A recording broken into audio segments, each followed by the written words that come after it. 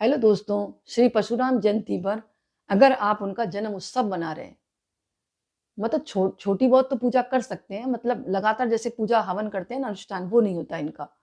तो जैसे आप पूजा कर रहे हैं तो एक पूजा का मंत्र है इनका, ओम जाम तगन्याय विद्महे महावीराय धीमहि तनो परशुराम प्रचोदयात। इस मंत्र का आप जाप कर सकते हैं। या फिर ओम ब्रह्म छत्राय विद्महे क्षत्रियांताय धीमहि तनो राम प्रचोदयात। यानी कि एक प्रकार से अपना भाव आप इनकी तरफ क्रिएट कर सकते हैं कि आज आपका जन्म दिवस है और हम मना रहे हैं।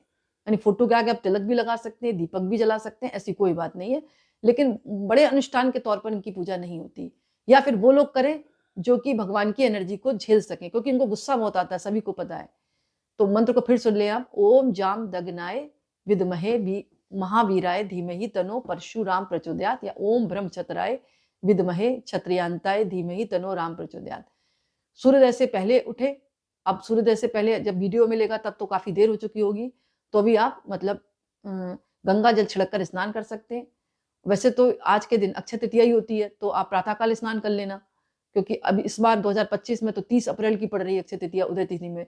और पूजा आपको करनी है कब? परशुराम जी की। मतलब उनका जन्म उत्सव कब बनाना है? 29 अप्रैल 2025 को, मंगलवार को। तो आप गंगा जल छिड़क कर ही पीले रंग के वस्त्र धारण करें, धूप दीप जलाएं और व्रत का संकल्प करें अगर व्रत कर सकते हैं तो, क्योंकि भगवान विष्णु के ही अवतार हैं। अगर इनकी फोटो नहीं मिलती तो भी कोई बात नहीं, मैंने आपको बताया कि इनकी पूजा लोग कम करते हैं, इनकी जगह भगवान विष्णु की पूजा की जाती है, क्योंकि उनके ही अवतार हैं ये। तो भगवान विष्णु को चंदन लगाएं, तुलसी के पत्ते अर्पण करें, कुमकुम लगाएं, अगरबत्ती लगाएं, फूल पीले रंग के चढ़ा सकते हैं, पीली मिठाई चढ़ा सकते हैं, उनकी पूजा करें और फिर जो है भगवान की आरती करें।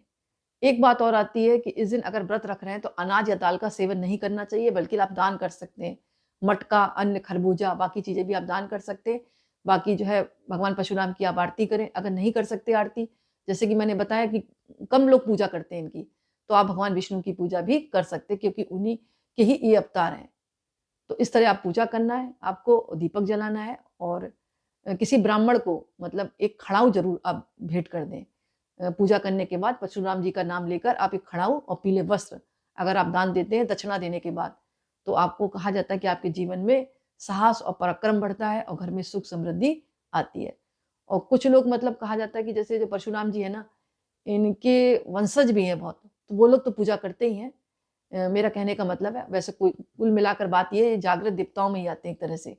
जैसे हनुमान जी है ना, तो जागृत देवता है तो आप पूजा करेंगे तो तत्काल फल मिलता है, ऐसी बात नहीं है। लेकिन कहीं कहीं लिखा भी है कि इनकी पूजा नहीं करनी चाहिए, और शायद मैंने देखा भी है। तो आप विष्णु अवतार की पूजा मतलब कर सकते हैं, नहीं तो भगवान विष्णु की ही आप पूजा करें।